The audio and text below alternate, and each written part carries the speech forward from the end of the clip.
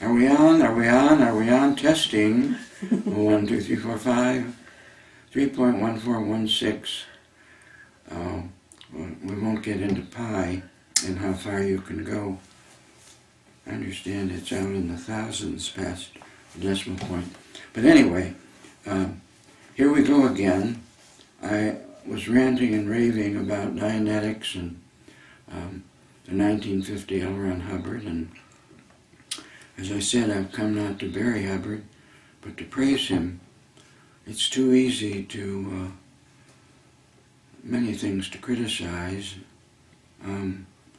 but Hubbard, as far as I'm concerned, is alive in the following sense. As he got older, and in my opinion, and I think it's more than an opinion, became almost the opposite of what he had been in 1950.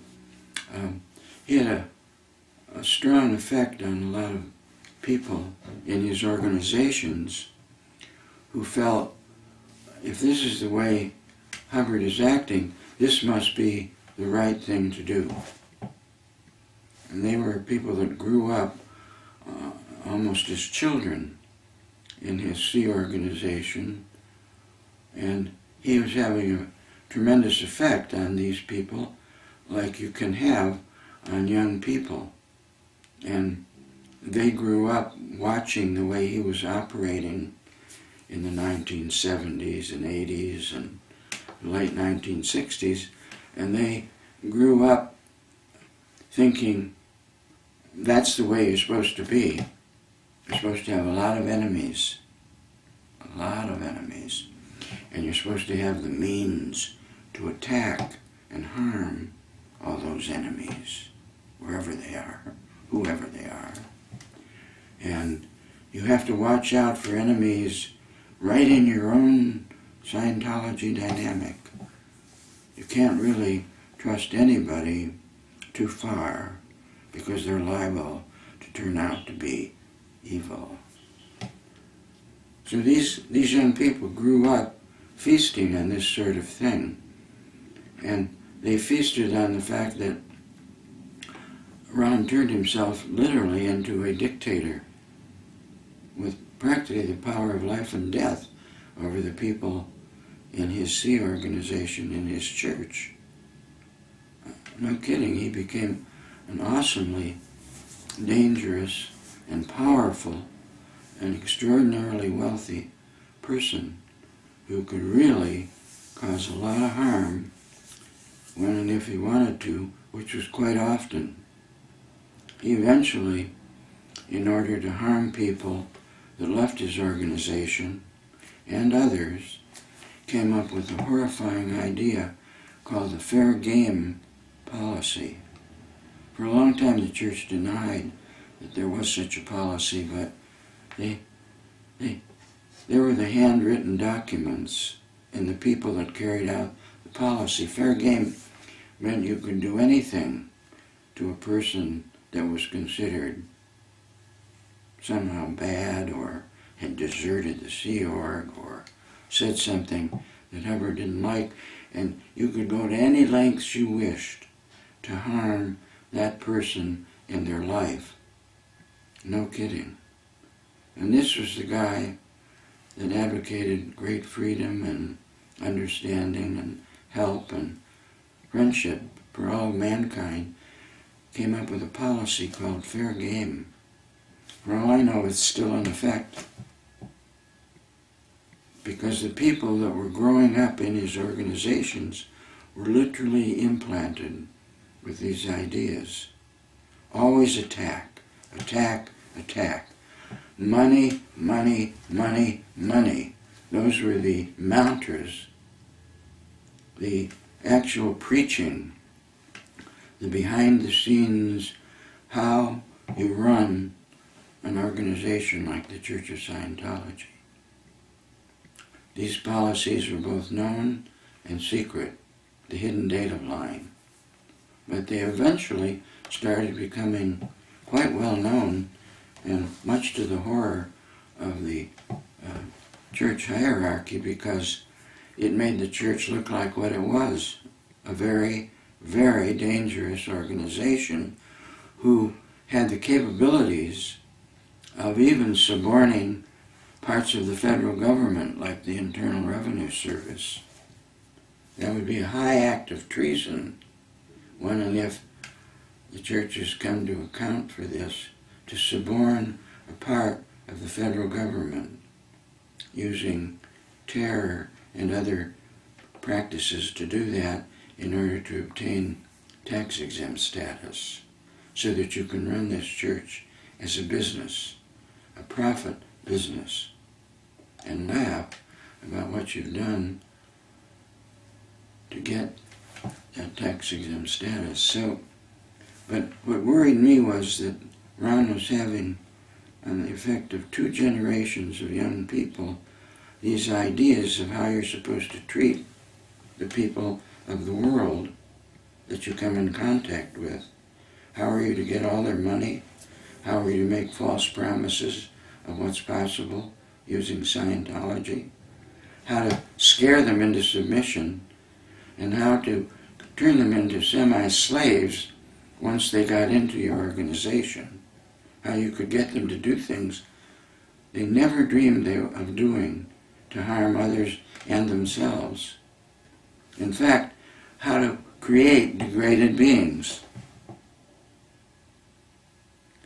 But, like when you take a lot of young people who are impressionable and fearful and implant them with these ideas and show them this is the way to success, they become true believers.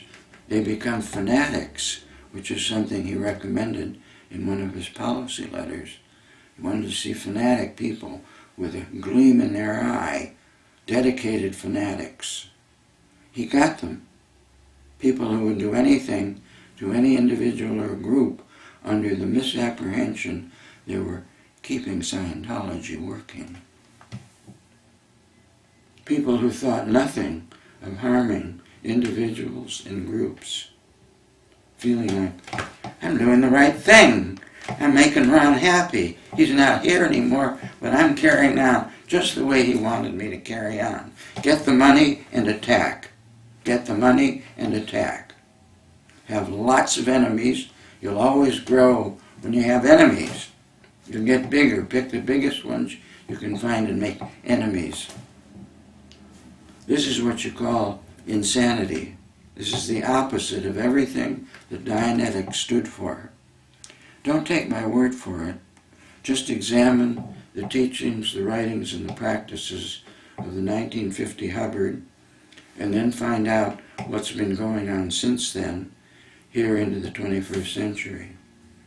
Now, I don't want to really sound like Martin Luther King because, A, I haven't been subjected to the terrible things that our democracy of freedom and goodness for all people subjected black people in the United States for a couple of 100 years, even though the Constitution and the Bill of Rights guaranteed black people everything that white people could have in terms of life, liberty, the pursuit of happiness, seeking the general welfare for all under the Constitution of the United States and its Bill of Rights. These things were denied to black people up until practically the end of the 20th century, before the Civil Rights Movement actually started to give former slaves some of the freedoms they had been promised around 1865, when slavery was abolished in the United States via the Emancipation Proclamation. Okay? But it took another 110 years for those freedoms to be actually extended if you happen to have skin that wasn't called white, but is really, when you see a really white person taken to the hospital because they're probably having some serious problem. If you are a painter or an artist, you look at a person, you don't see white. We aren't white any more than all people are black. or yellow, or any of these colors that mean so much. But anyway, I'm not Martin Luther King. He was a courageous man who took on a very heavy oppression and helped to bring freedom, not totally, but a lot of freedom that had been denied. Now, the Church of Scientology came into existence, and L. Ron Hubbard wrote a creed for the church. He was the founder of the church, and he wrote its creed. It's probably in its articles of incorporation. It's available in books and all kinds of things. But the creed, the most important thing that Hubbard talked about in that creed were the inalienable rights, meaning the rights that are there. It isn't something you can grant or take away from people. It is their right, just by the simple fact that they exist. He called them inalienable rights, and one of them was freedom of speech. That's the same right that the Constitution of the United States and the Bill of Rights guarantee to you. The right to counter or utter or dissent the opinions, writings of anyone, including L. Ron Hubbard. The right of association. Primarily the rights of man that Thomas Paine, who was one of the people that founded the things that eventually led to the rebellion or the revolution that came to create the United States and free it to be no longer colonies under poor old England. So, I Have a Dream was one of the great speeches by Martin Luther King, given, I think, in Washington, D.C. But he had a dream that someday colored or black or Negro children could grow up and hold their heads up, speak freely, and not jump off the sidewalk when they saw a white person, could go to school. They didn't have to be segregated. They could sit in the front of the bus. They didn't have to go to a water fountain that said niggers only, which was all over the South. They could go to hotels, and they could, in other words, live as people. So although I'm not Martin Luther King, I barely hold a tiny resemblance to him in that I want to see the Church of Scientology before I kick the bucket. And I'm in the age group where people kick the bucket regularly. In fact, one of my hopes is that when I'm playing 2 hours of single tennis one of these fine days with a young man, half my age or younger, that if my number comes up, I will cheerfully drop this body on that tennis court as one of my favorite forms of physical exit from this lifetime, is to die playing, not to die in intensive care in a hospital at $6,000 a day, Medicare, which the hospitals are like, yes, we've got a good one here. We can keep him alive for another 3 weeks at $20,000 a day. That's good medicine. Talk about money. Anyway, I hope to cheat the medical profession out of this body, and it's dying. I want to take care of that myself. But anyway, before this body does kick the bucket, playing tennis or having sex or something that's fun, I want to see the Church of Scientology restored with its operating policy, the Creed of the Church of Scientology, written by its founder when he still had all of his marbles, when he was still being a decent person. Not the Commodore, with all the rights and privileges of an 18th century British Commodore, life and death over the people under me. No, not the Commodore. That's just another wacko valence. Not Source, not any of these crazy things. Just plain old guy I used to call Ron. Okay, actually, Ron. And in fact, he had this house out in Brook, Virginia, at a distance from Washington, D.C., kind of a farm, and all of us, not all, but many of the staff were invited every weekend to go out to Brook, Virginia and play. He had a small motorboat, that could carry 10 or 12 people. We go for little rides on the river there. I think it was on the Potomac even, not sure. And we'd laugh and play and do all kinds of things. One of the things that was popular was teaching people how to punch. And Ron would be the first to point out to you, you don't want to punch at the surface. You want to pick a target on the other side of what you're hitting, as though you were going to drive your fist right through it. Don't hit something with the idea of just hitting it like that. Hit it as though you wanted your fist to go right through, and then it doesn't take much force. So he was a great one for knowing this, just hitting you in the arm to show you how it would knock you about 6 feet. The thing was, you could go up and hit him too. You'd be like, come on, let me see you hit. And at that time, there was a Golden Gloves champion fighter on staff by the name of Fernando Estrada, who boxing lessons show you how to hit, because Ron felt that you should be a person who was not like this about life, but like, okay, I'll meet you at whatever tone level you're coming from, and be able to play the game as it's announced, not be like, oh no, I don't like violence, it's terrible. Are you kidding? Look at the human race, there's so many of us. Anyway, Phil, I'm working on a smile here. I want the current management of the Church of Scientology to revise any policy that exists, any words or lectures, anything that's ever come out by L. Ron Hubbard that violates the creed of the Church is to be put off, kept in an archive of like, well, this is what went wrong. This was what went wrong archive. It's got tapes, lectures, history in it. It's interesting too. You don't have to throw it away. But this is what we're not going to do anymore. We're going to do the creed of the Church. There isn't anything in the creed that says attack and money.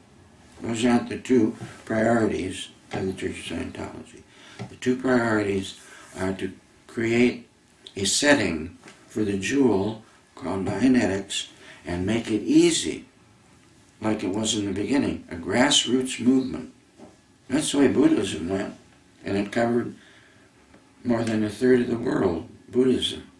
It was a relief from the strictures of Hinduism and the caste system. It was like, hey, we can all be free. It isn't just the Aryans at the top. It's everybody. It isn't just the Brahmins.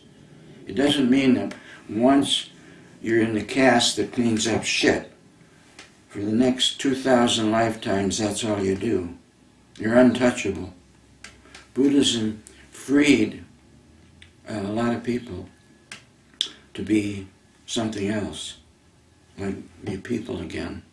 And that the idea swept over vast portions of Asia and is alive and well today. So Scientology or Dianetics could do the same thing, but you have to have a setting for it that isn't a scary, vindictive, vengeful, psycho church. It's got to have a setting in which, yeah, we're here, show you how to get a book, how to do it, we'll give you some, you'll take some, and let it spread like it was supposed to. It started out as a grassroots movement, a do-it-yourself book. Here's how you do it. It's a manual to the human mind. I want to see that restored. But it has to have a setting that isn't another crazy church. It isn't a church with vengeance in its heart and grasping money in its soul with big buildings and searchlights. That's got to go. Ideal bullshit orgs. Forget it. It's a grassroots movement. It passes from person to person, and it runs only because it's effective. If it's not effective, it should die. If it is effective, it will live, and it will keep living. Buddhism is 2,500 years old. It's still around. It's been schmutzed up a bit, but it's still around. And it never had, for the longest time, anything resembling churches or temples or anything. It just went on its own power. Know the truth will set you free.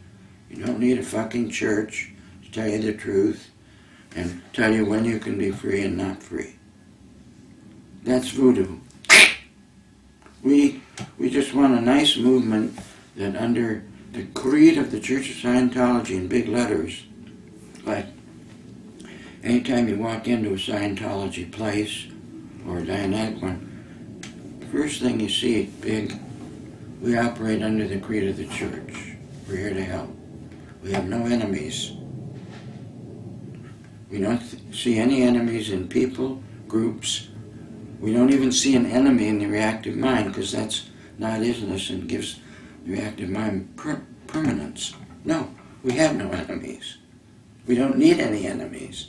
We're not here to fight our way to the kind of supremacy that has affected other churches who have horrifying histories of blood, death, and war as part of their church history. We don't want that for Dianetics, see? It isn't necessary. Ron said it wasn't necessary. Just put it out there. Do it well if you can. The rest will take care of itself. People like Phil, who got gains from it, will spend part of their time not just doing construction. They'll spend part of their time, if they want to, telling people this shit works. Get it? And then if they get some good, but it isn't to get money. That wasn't what it was about. Ron himself writes, if you want to read some of his actual earlier policies, the lowest form of motivation is money. You guys sitting up there counting your billions in Switzerland, and did you hear that? Motivation is not, lowest is money. Dianetics was not about money. Yes, some people that did it professionally did charge some money, but it was reasonable. It wasn't like, we're going to get like a turnip, squeeze the last drop of blood out of you, and then tell you how wonderful you are for letting us squeeze you. No. So, I hope this goes out big time. We want the Reformed Church operates only under the creed of the church. No more Gestapo, OSA, no more SS, Schutzstaffel, no more dictator. Dictators need secret police, and they need people like Hitler's SS who will always die for them doing whatever they're supposed to do to help the Führer. So Ron became the Führer.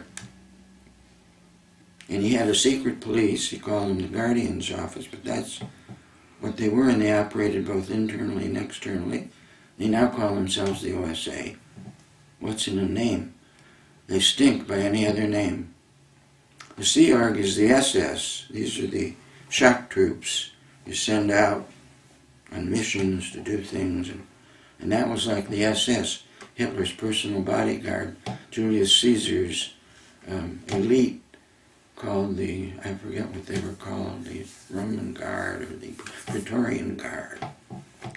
Guard Caesar. They didn't guard him well enough because his own buddies killed him. Hear that, David? His own buddies ended up killing him. The biggest fear of the church is laughter. Being laughed at. The other biggest fear is mutiny.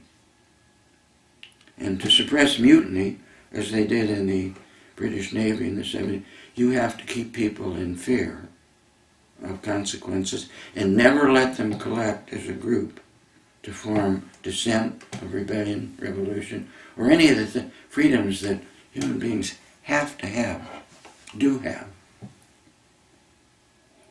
So that's my fix on the church. I'm not Martin Luther King. I don't plan to march or get people to march. Anonymous takes care of that, usually, if they're still doing it. But it's so simple, and you know, we have this nice file of the things that shouldn't have been. Put them all there. And just read Ron's earliest policies and have the church creed. Watch this thing spread on its own energy, its own truth, its own effectiveness. And let people do it. You don't need a 7-fucking division org board to disseminate Dianetics and Scientology. Unless you have people working on a stat system, which becomes now more important. Oh, it's Thursday at 2 p.m. What am I going to do? That is that. No, you don't want that system. You want people who are employed because they're willing and want to be there, who will do their best, and who are rewarded for doing it. Dump the stat system and the whole ethics tech thing. Don't need it. Dianetics will take care of what's good about people. And don't force people to do things they don't want to do. That's when you need the SS and the Gestapo. Okay? So, I'll give you an example from a policy letter that Ron wrote around 1965. And I remember when it came out. At the time I thought, gee, he must be really having a bad day to have written this. Because it doesn't sound like the Ron Hubbard I know or knew, and it does sound like a guy writing at 1.5, maybe a little higher, not just at anger, but at major hostility.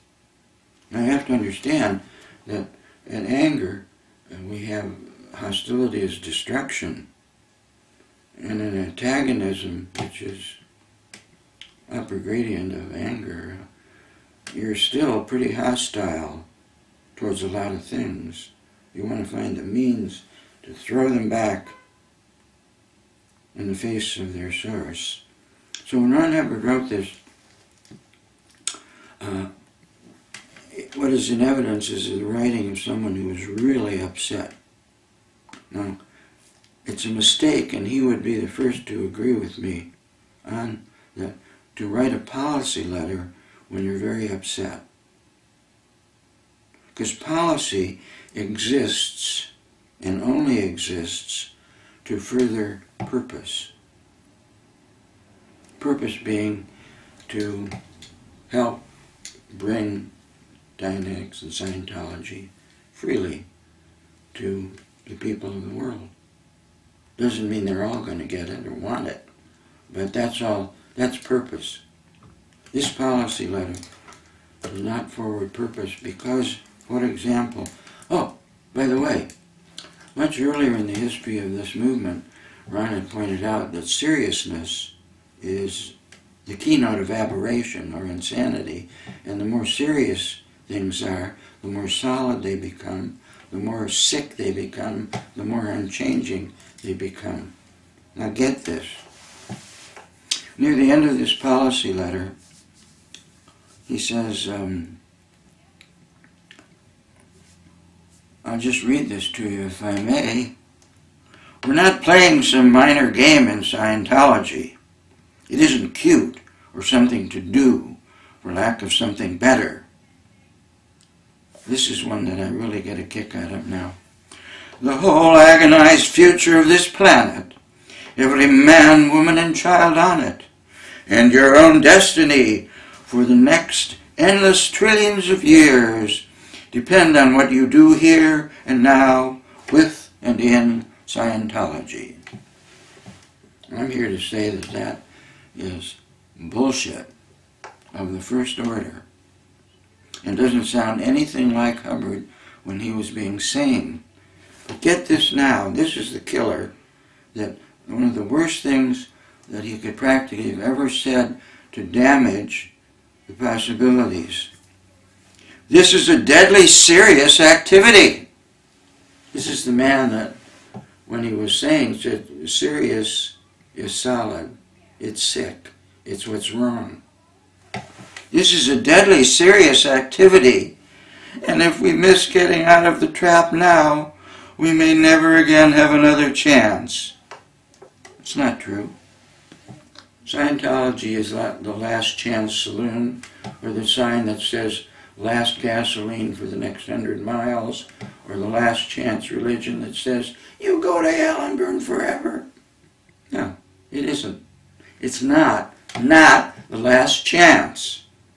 That's the kind of thing that really screws people up when they start embracing the idea, this is my last chance. I won't get out of the trap and I won't ever again have another chance. Well, that's bad promotion, it's bad marketing, it's a lie, and it's the kind of things people say when they're trying at low tones to totally control others.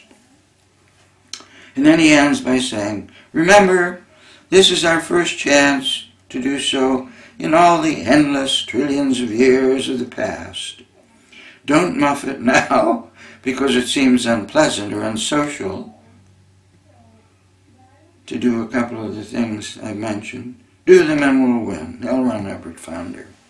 Now, more trouble has come from this policy letter to damage what now is the Church of Scientology, and to put into the minds of people almost as an implant, because this policy letter and all that it has in it has been forced on every level of teaching.